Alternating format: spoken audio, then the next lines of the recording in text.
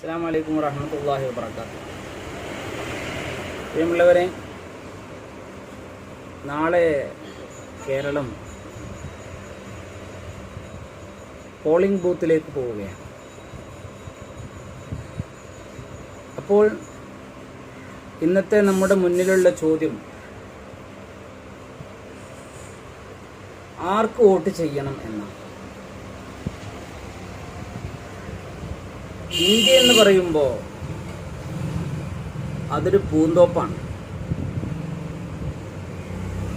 പൂന്തോട്ടക്കാരൻ പറയുന്നു, എൻ്റെ പൂന്തോപ്പിൽ ഒരു തരത്തിലുള്ള പൂക്കൾ മാത്രമേ പാടുള്ളൂ. പൂന്തോട്ടത്തിൻ്റെ ഭംഗി പലതരം പൂക്കളാണ് എന്ന് എല്ലാവർക്കും അറിയാം. പക്ഷേ എന്തൊക്കെയോ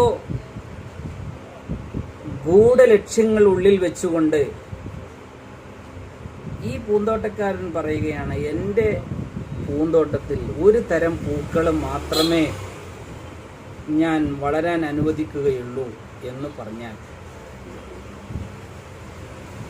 ഈ വ്യക്തിയെക്കുറിച്ച് ബുദ്ധിയുള്ളവർ മനസ്സിലാക്കേണ്ടത് എന്താണ്?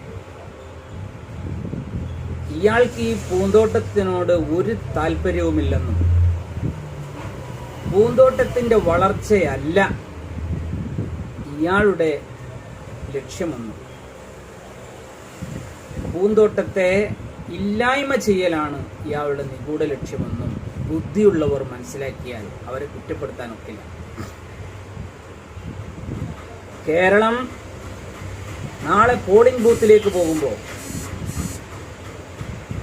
ഇവിടെ ഇന്ത്യ അത് ഹിന്ദുവിൻ്റേതല്ല.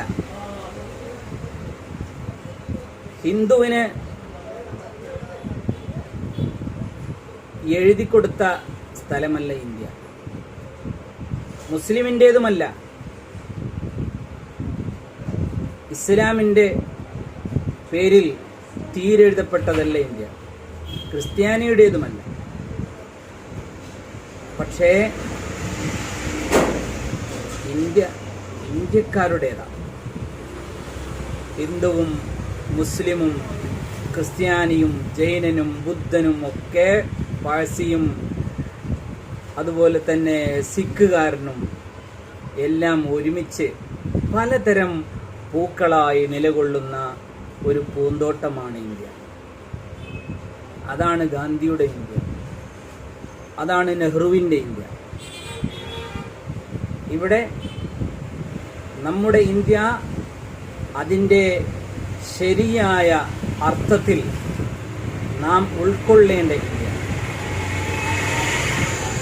ഇന്ത്യ ഇന്ത്യക്കാരൻ്റേതാണ്. ഇവിടെ ചില ആളുകൾ ചില മതവിഭാഗക്കാരോട് പാകിസ്ഥാനിലേക്ക് പോകാൻ പറയുമ്പോൾ, ഇവിടെ പറയപ്പെടുന്ന പല നേതാക്കന്മാരുടെയും ജന്മസ്ഥലം പാകിസ്ഥാനിലായിരുന്നു എന്ന കാര്യം മറന്നുപോകരുത്. ഇവിടെയുള്ള മുസ്ലിമീങ്ങൾ അവര് ഇന്ത്യക്കാരാണ്. ഇവിടെയുള്ള അടിസ്ഥാന വർഗം അവർ ഇന്ത്യക്കാരാണ്. ഇവിടെ മുസ്ലിമീങ്ങളുടെ പൂർവികർ അവർ ഇന്ത്യക്ക് വേണ്ടി ചോര നൽകി, മജ്ജ നൽകി, മാംസം നൽകി. മൗലാന മുഹമ്മദ് അലി ജൗഹർ വട്ടമേശ സമ്മേളനത്തിന് ബ്രിട്ടീഷ് സാമ്രാജ്യത്തിൻ്റെ ആധിപത്യ സ്ഥാനത്തേക്ക് ചെന്ന്, mister George, I don't want to go back to India with my free hand. You have to give me the key of freedom or 6 feet free earth for my burial. Mister George, വെറും കൈയോടെ ഇന്ത്യയിലേക്ക് തിരിച്ചു പോകാൻ ഞാനില്ല. ഒന്നുകിൽ സ്വാതന്ത്ര്യത്തിൻ്റെ ചാവി എൻ്റെ കയ്യിൽ തരണം, അല്ലെങ്കിൽ പിടഞ്ഞു മരിക്കാൻ സ്വാതന്ത്ര്യമുള്ള ഒരു 6 അടി മണ്ണ് എനിക്ക് തരണമെന്ന് ജോർജ് അഞ്ചാമൻ്റെ കുഞ്ചിരോമങ്ങളെ പിടിച്ചു കുലുക്കിക്കൊണ്ട് പറഞ്ഞ മൗലാന മുഹമ്മദ് അലി ജൗഹറിൻ്റെ അനുയായികളാണ് മുസ്ലിമീൻ. ബ്രിട്ടീഷുകാർക്കെതിരെ സന്ധിയില്ലാ സമരം ചെയ്ത മമ്പുറം തങ്ങൾ അനുയായികളാണ്, ആലി മുസ്ലിയാരെ അനുയായികളാണ്. താൻ ബ്രിട്ടീഷുകാർക്ക് ഒരിക്കലും തന്നെ നികുതി നൽകൂല എന്ന വ്യക്തവും ശക്തവും കൃത്യവുമായ നയം രൂപീകരിച്ച ഉമർ ഖാദി തങ്ങളുടെ അനുയായികളാണ്. അതുകൊണ്ട് ആരും മുസ്ലിമീങ്ങളെ ഇന്ത്യയിൽ നിന്ന് പറഞ്ഞേക്കാൻ നോക്കേണ്ട, അത് നടക്കില്ല. പക്ഷെ നാളെ നമ്മൾ ആർക്കോട്ട് ചെയ്യും ഇത്തരം മോശത്തരങ്ങളെ. അതിലും വലിയ സങ്കടം രാഷ്ട്രീയ നായകന്മാർ, സാംസ്കാരിക നായകന്മാർ ഇതെല്ലാം സത്യമല്ലെന്നറിഞ്ഞിട്ടും, ഇതെല്ലാം വെറും നാടകങ്ങളാണെന്നറിഞ്ഞിട്ടും, ഇവരിവിടെ ചെയ്തു കൂട്ടിയ സർവ്വ തോന്നിവാസങ്ങളുടെയും വ്യക്തമായ ലിസ്റ്റ് ഇവിടെ ഉണ്ടായിട്ടും അതിനെ കണ്ണടച്ച് ഇരുട്ടാക്കിയിട്ട് പിന്തുണക്കുന്നുവെങ്കിൽ അവരുടെ ലക്ഷ്യം നമ്മൾ മനസ്സിലാക്കേണ്ടതുണ്ട്. അവർക്ക് വെറും കാര്യലാഭങ്ങൾ മാത്രമാണ് അവരുടെ ലക്ഷ്യം. ചെറിയ ചെറിയ അപ്പക്കഷ്ണങ്ങൾക്ക് വേണ്ടി അവർ വാതോരാതെ സംസാരിക്കുകയും അതിനുവേണ്ടി പ്രവർത്തിക്കുകയും ചെയ്യുമ്പോൾ നമ്മുടെ വോട്ട്, ശക്തമായ വോട്ട് അതിന് മറുപടിയാവണം. സ്നേഹമുള്ള, സ്വാതന്ത്ര്യമുള്ള, സമത്വമുള്ള ഒരേ സുന്ദരമായ ഒരു ഭരണഘടന നമ്മുടെ രാജ്യത്തിനുണ്ട്.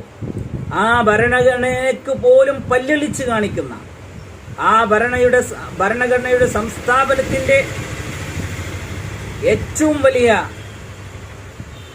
സ്ഥാപനമായ സുപ്രീം കോടതിയെ പോലും, അതിലെ ചീഫ് ജസ്റ്റിസിനെ പോലും വ്യക്തമായ അജണ്ടയോടുകൂടെ ചവിട്ടി പുറത്താക്കാൻ നോക്കുന്ന ആളുകൾക്കെതിരെ ശക്തമായ സമരമുറയായി, ശക്തമായ ഒരു മുന്നേറ്റമായി നാം നമ്മുടെ വോട്ടിങ്ങിനെ അടയാളപ്പെടുത്തണമെന്ന് മാത്രം ഓർമ്മപ്പെടുത്തിക്കൊണ്ട് എല്ലാവർക്കും നന്മകൾ നേർന്നു. അസ്സലാമു അലൈക്കും വറഹ്മത്തുള്ളാഹി.